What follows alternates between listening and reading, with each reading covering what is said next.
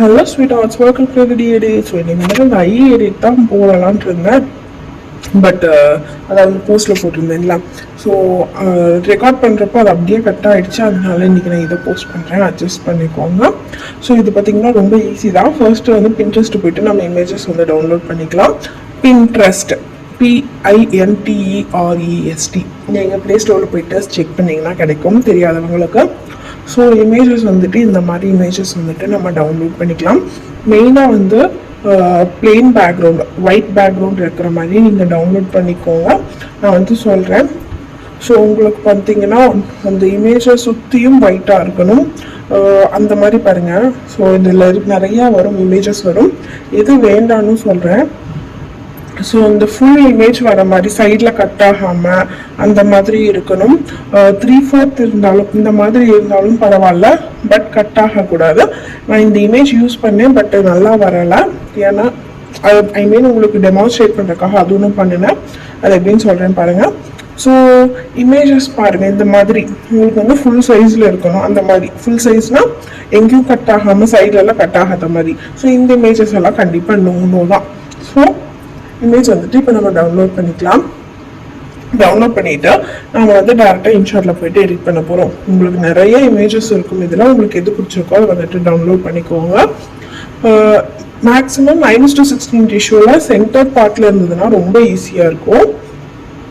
இப்போ இன்ஷாட்டில் போய்ட்டு நியூ கொடுத்துட்டு பிளாங்க் இல்லை, நான் பேக்ரவுண்ட் இமேஜ் வந்து கொடுத்துட்றேன். ஸோ ஒரு 2-3 இமேஜ் கொடுத்துட்றேன். கேன்வாஸ் போயிட்டு 9:16 ரேஷியோ வச்சுக்கோங்க. வச்சதுக்கப்புறம் பிப்பில் போயிட்டு நம்ம இமேஜ் வந்து ஆட் பண்ணிக்கலாம். ஸோ இப்போ பாருங்கள், இமேஜ் வந்து செலக்ட் பண்ணிட்டேன். இப்போது மாஸ்க்குக்கு போயிட்டு சென்டர் அந்த ஸ்கொயர் இருக்குல்ல, கீழே இந்த சர்க்கிள் இழுத்து விட்டுட்டு நான் வந்துட்டு இப்போ மேலே வச்சுக்கிறேன். எனக்கு பேக்ரவுண்ட் வந்து தெரியக்கூடாது. இப்போ பிளெண்டுக்கு போயிட்டு மல்டிப்ளை கொடுங்க. இதுக்கப்புறம் பார்த்தீங்கன்னாலும் உங்களுக்கு அந்த பேக்ரவுண்ட் அந்த கீழே வந்து பிளெண்ட் ஆகாமல் நல்ல இதாக அந்த கிரேடியன்ட் எஃபெக்ட் கூட இல்லாமல் அப்படியே அந்த ஸ்கொயர் ஷேப் அப்படியே தெரியும். நீங்கள் சைஸ் என்னதான் ஜூம் இன் பண்ணிங்கன்னா, ஜூம் இன் பண்ணுறப்போ உங்களுக்கு என்ன அந்த கிரேடியன்ட் ரெடியூஸ் ஆகும்ல, அப்படி பண்ணுறப்போ இமேஜோட நல்லா தெரியல. பார்த்தீங்கன்னாவே தெரியும் உங்களுக்கு அந்த பாயோட இமேஜ் எல்லாம் ரொம்ப இதாகிருக்கு. ஸோ அதனால நம்மளால இந்த இமேஜ் வந்துட்டு யூஸ் பண்ண முடியலை. ஸோ இதுக்கு பதிலாக நீங்கள் வந்துட்டு வேறு இமேஜ் யூஸ் பண்ணிக்கோங்க. ஸோ இதனால தான் சொல்கிறேன், ஒரு சில இமேஜஸ் வந்து நம்மளால் அப்ளை பண்ண முடியாது. ஓகேவா? இப்போ வந்து நான் வேறு இமேஜ் வந்துட்டு இதுக்கு பதிலாக ஆட் பண்ணிக்கிறேன். ஸோ ரீப்ளேஸ் கொடுத்துட்டு இந்த இமேஜ் ஆட் பண்ணிக்கிறேன்.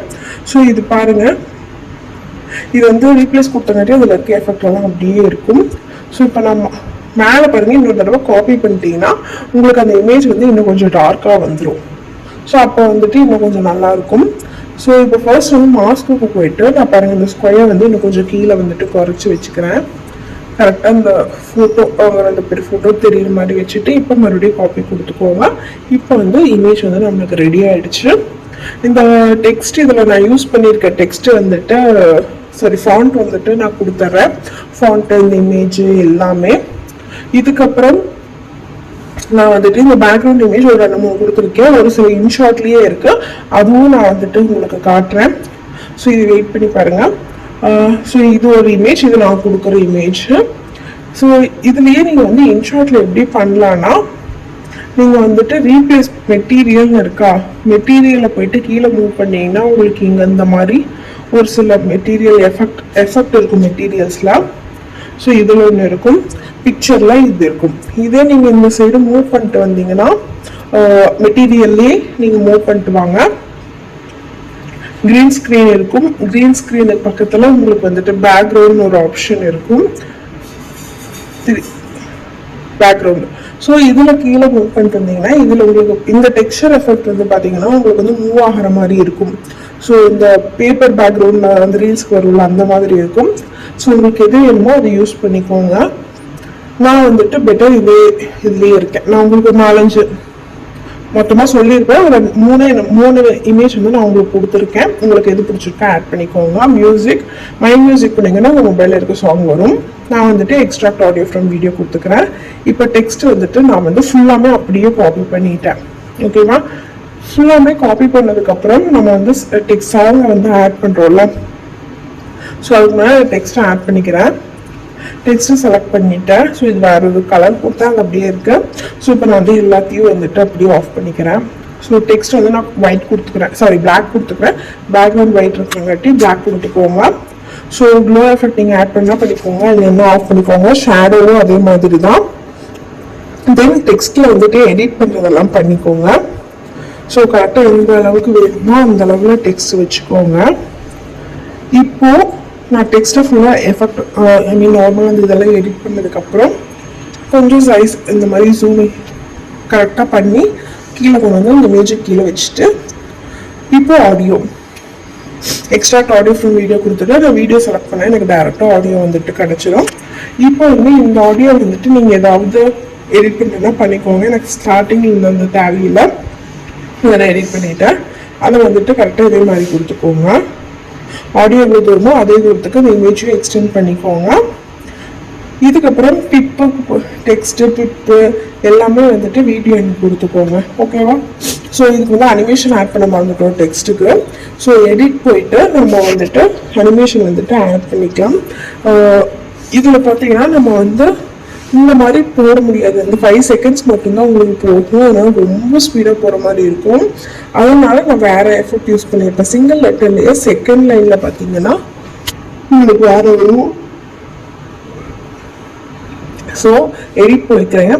ஸோ கீழே பாருங்கள், நான் யூஸ் பண்ணிக்கிறது நிறைய இதில் யூஸ் பண்ணியிருப்பேன். டைமிங் மட்டும் ஃபுல்லாக இன்க்ரீஸ் பண்ணிக்கோங்க. அவுட் அனிமேஷன் சேஞ்ச் பண்ணணும்னா பண்ணிக்கோங்க, இல்லை இதே வச்சுக்கிறதுனா வச்சுக்கோங்க. இது வந்துட்டு கொஞ்சம் நீட்டாக சிம்பிளாக தான் இருக்கும்.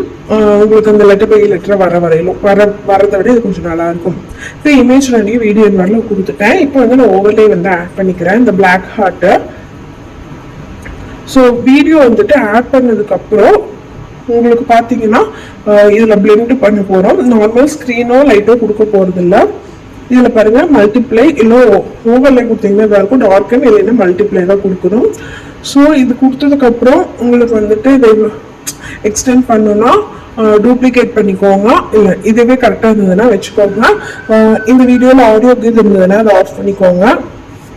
ஸோ அவ்வளோதான்.